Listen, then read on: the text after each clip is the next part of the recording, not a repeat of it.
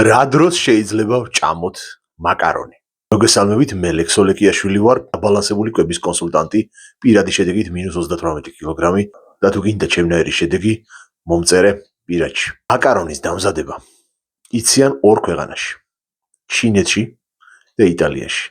ყველაფერი დანარჩენი, რუსული მაკარონი, თურქული მაკარონი, ქართული მაკარონი და ასე შემდეგ ბუნებაში არ არსებობს.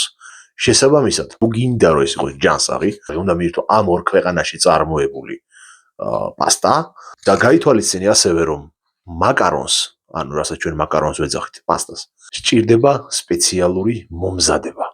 ანუ ამას ეძახიან იტალიელები al dente. ანუ როდესაც ბოლომდე არ არის მოხარშული. მაკარონის ყველა შეფუთვას აწერია თავისი მოხარშვის დრო. რამდენი ხანი უნდა იდუღოს. დაიცავი ზუსტად ეს დრო. თუ აწერია 7 წუთი, დანიშნე წამბზომი და რომ ზუსტად 7 წუთის დუღილის შემდეგ გადაწურე და გადმოდგე. თუ ქართული წესით მოხარშე და მაკარონი ერთმანეთს მიეწევა, აღარ იქნება ჯანსაღი.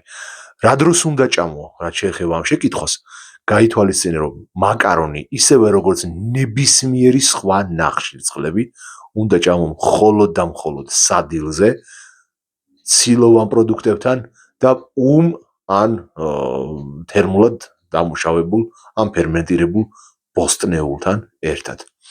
მხოლოდ მაკარონის ჭამა, ისევე როგორც სხვა ნახშირწყლების მიღება, მხოლოდ ნახშირწყლების მიღება არ შეიძლება. გაითვალისწინე ჩემი რჩევები და თუ გინდა რომ ჯანსაღად იკვებო და გინდა რომ ენერგია არ დაკარგო და ნაადრევად არ დაბერდე, მომწერე პირადში. მოდი, ვილაპარაკოთ.